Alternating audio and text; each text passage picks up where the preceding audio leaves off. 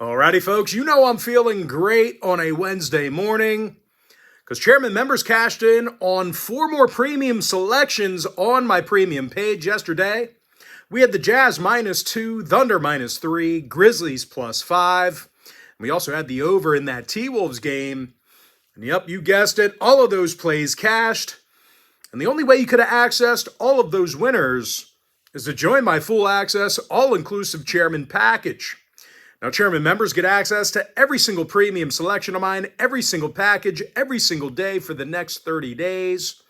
And as an added bonus, you also get access to my Chairman podcast absolutely free. It's included with your purchase. Now, you may be wondering what the difference is between what I do here on the free videos and what I do on my premium site. Well, what I do here on the free videos is I'll handicap the entire slate of games in any given sport, side and total. And what I do on my premium page is, well, I actually share with you which one of these free plays I actually like the best. Now, if you don't need the full access pass, but you think maybe you could use, I don't know, at least one premium selection a day, you may want to think about signing up for my $1.99 daily best play.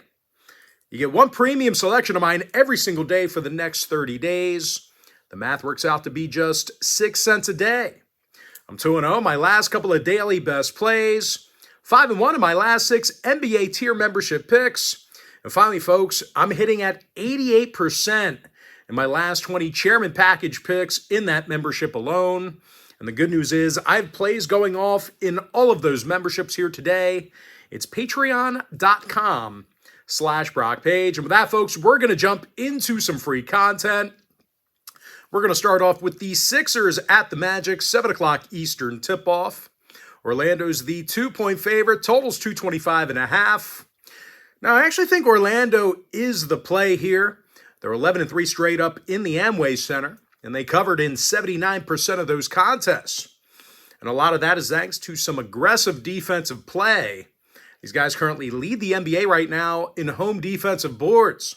Wendell Carter leads the roster in rebounds per game. Paolo Banchero is right behind him.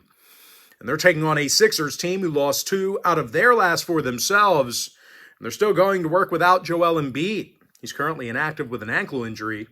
And even though this is a super short number, the Sixers did fail to cover recently against the likes of Miami and Chicago.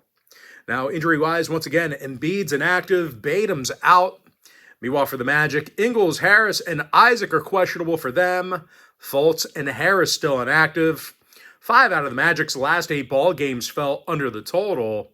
Meanwhile, Philadelphia saw unders recently against the likes of the Bulls, Hornets, and Pistons. Give me Orlando -2, under 225.5. Next matchup, Raptors, Wizards, 7 o'clock Eastern tip-off. Toronto's -7, totals 239. And as bad as Washington's been this year, it's actually Toronto who's played horribly themselves. They're currently on a 3-game skid, 2-8 straight up in their last 10. And in those 10 ball games I just mentioned, the Raptors covered the point spread only twice.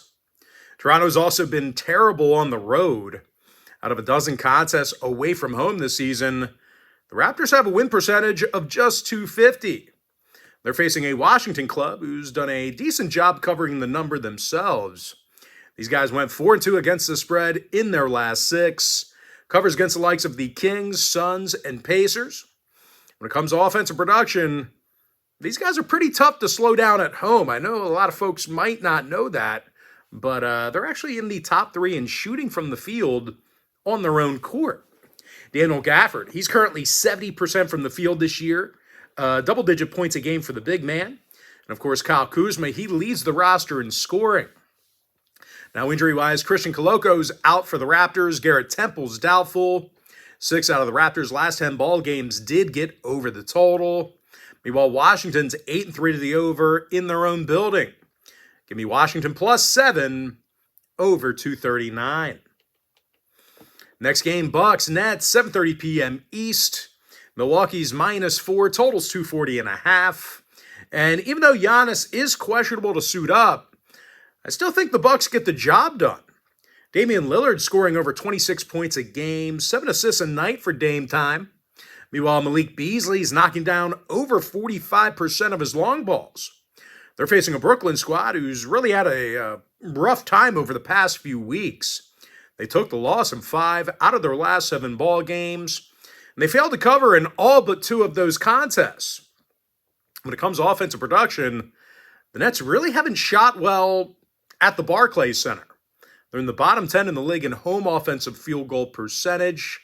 Now, injury-wise, Lonnie Walker is still out for the Nets. Giannis questionable for the Bucks. When it comes to the total, the Bucks went 7-3 the over in their last 10.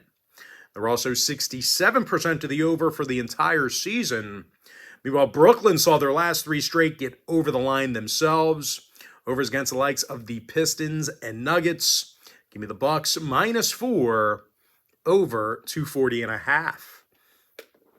Next game, Knicks Thunder, 8 o'clock Eastern tip-off. Oklahoma City's -3, totals 239.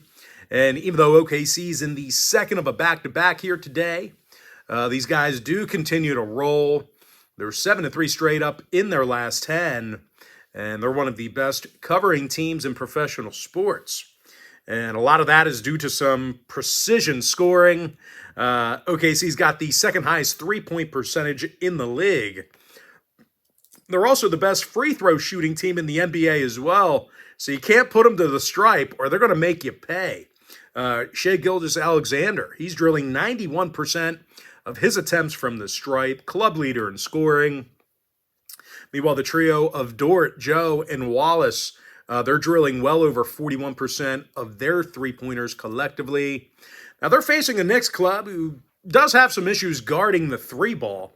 They're in the bottom 10 in three-point percentage on the road. When it comes to offensive production, well, the Knicks aren't particularly juggernauts.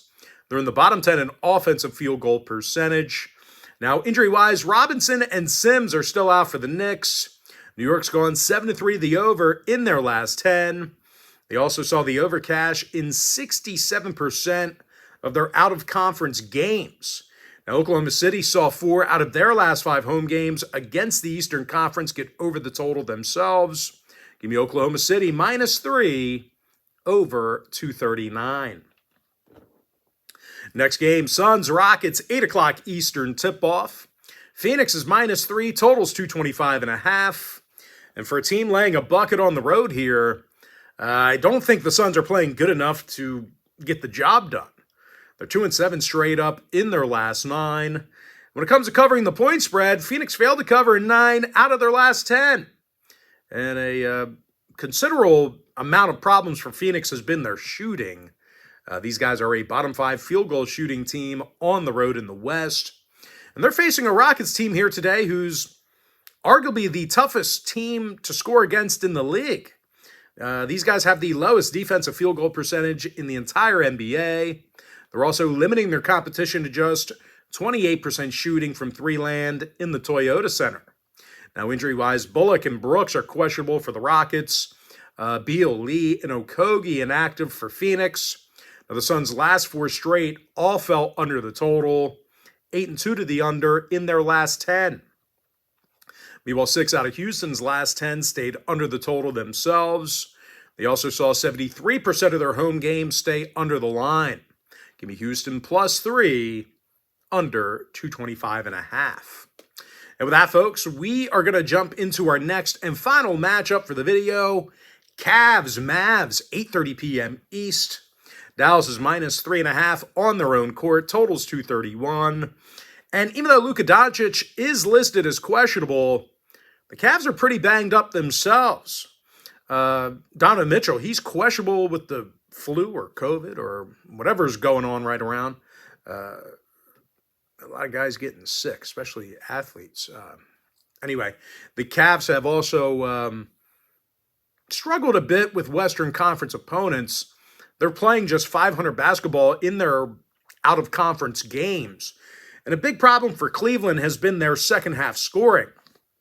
These guys are in the bottom 5 in the East in third-quarter points. Sorry, that's absolutely disgusting.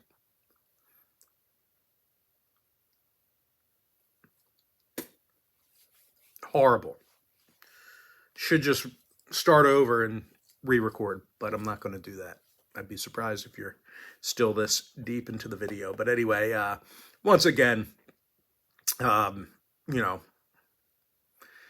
Dallas, they got a couple of guys other than Luka who can get to the basket. Tim Hardaway, he's averaging over 17.5 points a night.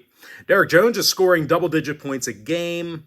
And out of 7 contests against Eastern Conference opponents, the Mavs got the W 5 times. Now, injury-wise, once again, Luka Doncic is questionable, although we've seen line movement toward the Mavs, so I think he's going to go. Meanwhile, for Cleveland, LeVert, Mitchell, and Merrill are questionable. Mobley, Garland, and Rubio are out. The Cavs are 8-40 to the over in their out-of-conference games. Meanwhile, Dallas has gone 64% to the over this year in their own building. Give me Dallas minus 3.5, over 231. And with that, folks, now it's time for our quick pick recap. Give me the Magic minus 2, under 225.5. Wizards plus 7, over 239. Bucks minus 4, over 240.5. And real quick, guys, just want to give a big congratulations to my chairman members on my premium page, because they cashed in on 4 more premium selections yesterday on that premium site. And the only way you could have accessed all of those winners is to join my full access, all-inclusive chairman package. The link for my site is in my bio. Thunder minus 3, over 239. Rockets plus 3, under 225.5. With my next and final free pick for the video, give me Dallas minus 3.5, over 231.